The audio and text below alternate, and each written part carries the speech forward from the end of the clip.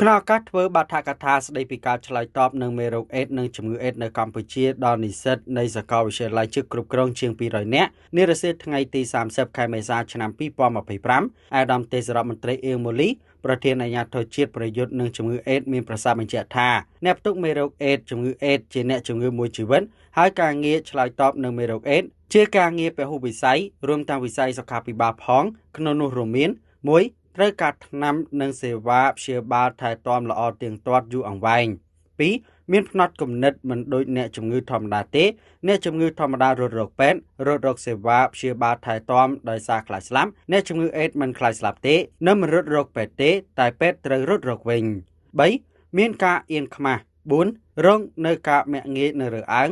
5ត្រូវការរស់នៅក្នុងសង្គមដោយសមាជិកឯទៀតត្រូវការរៀនសូត្រត្រូវធ្វើការចិញ្ចឹមជីវិតត្រូវរស់នៅស្មើសិទ្ធិជាមួយប្រជាប្រដ្ឋឯទៀតដែរដូចជាវិស័យអប់រំការងារគាំពារសង្គមរដ្ឋបាលសាធារណៈឡាអាដាមបានបន្តថាចំពោះការបង្ការការឆ្លងមេរោគអេដត្រូវការ1បញ្ជ្រាបការយល់ដឹងអំពីមេរោគអេដនិងវិធីបង្ការការពារកុំឲ្យឆ្លងមេរោគអេដនៅក្នុងចំណោមប្រជាជនគន្លឹះដូចជានារីបម្រើសេវាកំសាន្តក្រុមរួមភេទជាមួយបរិសុទ្ធអ្នកបំផ្លាញភេទអ្នកចាក់គ្រឿងញៀននិងអ្នកប្រើប្រាស់គ្រឿងញៀនជាដើម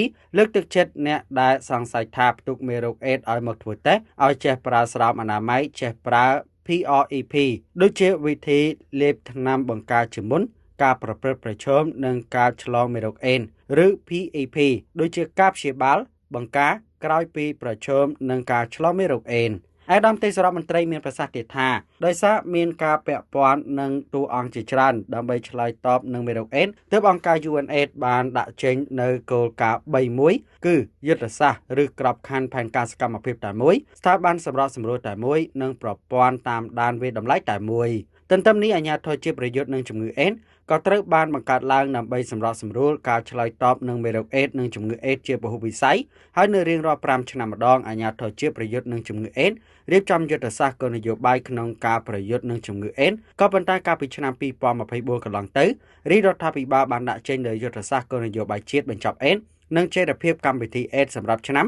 2023-2028អាដាមទេសរដ្ឋមន្ត្រីបានបន្ថែមថាបទពិសោធន៍ក្នុងការប្រយុទ្ធនឹងជំងឺអេដនៅកម្ពុជាក្នុងពេលកន្លងមកបានឲ្យឃើញថា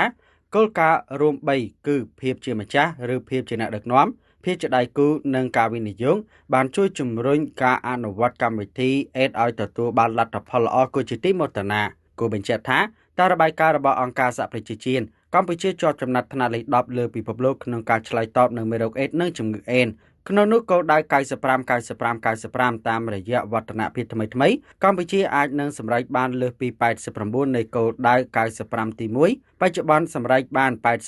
98 ជាសេចក្តីសន្និដ្ឋានអាដាមទេសរដ្ឋមន្ត្រីសកលធ្ងន់ថាបើការអនុវត្តគោលនយោបាយជាតិបញ្ចប់អេដនិងចីរភាពកម្មវិធីអេដសម្រាប់ឆ្នាំ2023-2028មានការចូលរួមនិងគាំទ្រយ៉ាងសកម្មពីក្រសួងស្ថាប័នភាគីពាក់ព័ន្ធព្រមទាំងមានកិច្ចសហការគ្នាបានល្អនោះចំណុចខ្វះខាតដែលកំពុងកើតមានតាមប៉ុន្មាននឹងត្រូវបានកែលម្អជាមិនខានដែលនៅទីបំផុតការឆ្លើយតបចំពោះមេរោគអេដនិងជំងឺអេដនៅកម្ពុជានឹងទទួលបានជោគជ័យយ៉ាងធំធេងជាមិនខាន